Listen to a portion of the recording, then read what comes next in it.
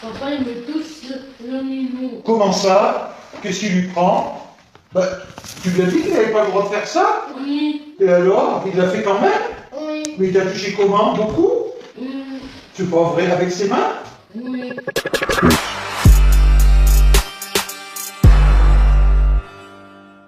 Je me souviendrai toute ma vie de cette date. C'était le 5 août 2018, quand ma fille est revenue de 15 jours de vacances chez son père, où elle m'a fait ses premières révélations. Quand je l'ai récupérée le soir au moment de se coucher, en fait, elle n'arrivait pas à dormir, mais je dirais même qu'elle a fait des grosses crises que je n'arrivais pas à calmer. Donc je l'ai pris avec moi au salon. Je l'ai réconforté, je l'ai câliné pour l'apaiser. C'est en lui faisant donc des petites papouilles que ça a commencé. Elle m'a pris la main pour lui demander de la caresser sur son sexe. Donc automatiquement, je lui dis bah non, ma petite chérie, je te caresse pas là. Tu sais très bien que c'est une partie intime, que c'est juste pour faire ta toilette quand on change la couche. Et elle me dit si, papa il fait. Alors je lui dis mais non, papa ne fait pas, il doit te caresser le bas du ventre. Et là mon cerveau a fait qu'un tour, j'ai eu un gros blanc, un gros buzz. Et je me suis dit, demande-lui pourquoi elle te dit ça, avant de pas entendre et de pas accepter ce qu'elle te dit. Donc je lui dis, mais papa, il fait quoi? Avec ses mains, elle me fait le geste et elle se caresse à l'horizontale le sexe. Et là, j'ai dû blêmir, j'ai perdu un petit peu pied, j'ai dû prendre sur moi pour pas montrer à ma fille le désarroi et trouver les mots pour justement en savoir un petit peu plus. J'ai pris mon téléphone tout de suite en mettant une vidéo, en la filmant pour avoir des traces de ce qu'elle disait, pour que je puisse avoir confirmation et montrer à mon entourage que je me trompais pas. Où est-ce que c'est qu'il faut pas qu'on te caresse? Ici. Ouais. Et c'est qui te caresse ici? Bah, papa. Tu diras à papa qu'il te touche plus? Tu me le diras s'il te retouche? Oui. Même si je lui dis, il me retouche. Hein. Même si tu lui dis, il te touche? Tu lui as déjà dit non, papa, touche-moi pas? Oui. Là où fait. Et il l'a fait quand même? Oui. Ah, il t'a fait ça quand, papa, le matin ou quand tu dormais? Que je dormais. Quand tu dormais? Et il t'a mis le doigt dedans? Oui.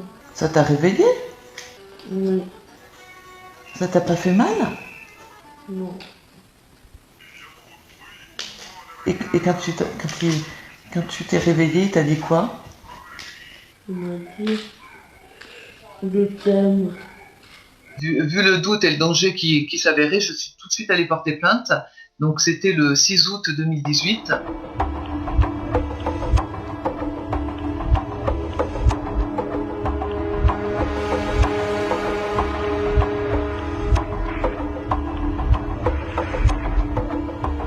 Moi, j'avais apporté les preuves des révélations de ma fille. J'avais transmis les vidéos et les enregistrements vocaux. J'avais également des attestations de mon entourage parce que avec le temps, elle a parlé de ces faits à la famille. Papa, il me touche le minou. Comment ça? Qu'est-ce qu'il lui prend? Bah, tu lui as dit qu'il n'avait pas le droit de faire ça? Oui, Et alors? Il l'a fait quand même? oui, Mais il t'a touché comment? Beaucoup? hum, C'est pas vrai, avec ses mains? oui. J'avais transmis également l'information préoccupante qui avait été transmise par son directeur d'école, puisque ma fille avait, avait déclaré ces faits en classe également. Puis j'avais également transmis le rapport psychologique qui avait été ordonné par le juge des affaires familiales, où ma fille s'était également confiée.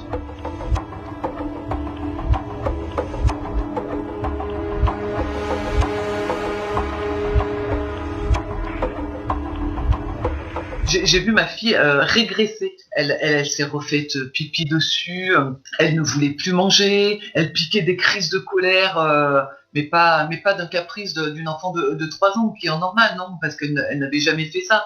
Non, c'était vraiment des crises de colère que je n'arrivais pas à surmonter. Elle ne dormait plus. Elle avait peur de tout. Le moindre bruit, je sentais son corps se raidir, sursauter. La peur du noir, je voyais que son mal-être qui s'exprimait.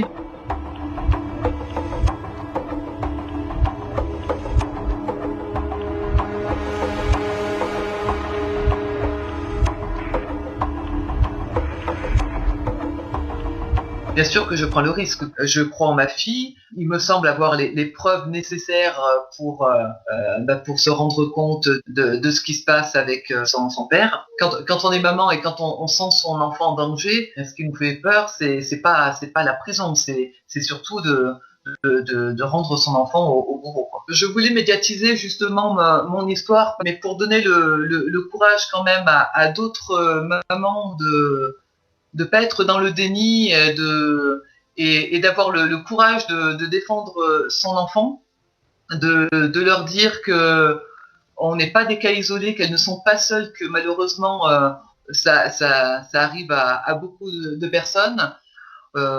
Aujourd'hui, voilà, j'aimerais, avec tout ce qui se met en place, avec un sujet qui est d'actualité, avec des propositions de loi qui sont en cours, de dire c'est bien beau, mais aujourd'hui, pour le citoyen, pour la simple maman qui est là en train de défendre son enfant, quelle arme on lui donne pour pouvoir aller au bout de ce procès sans perdre la garde de son enfant.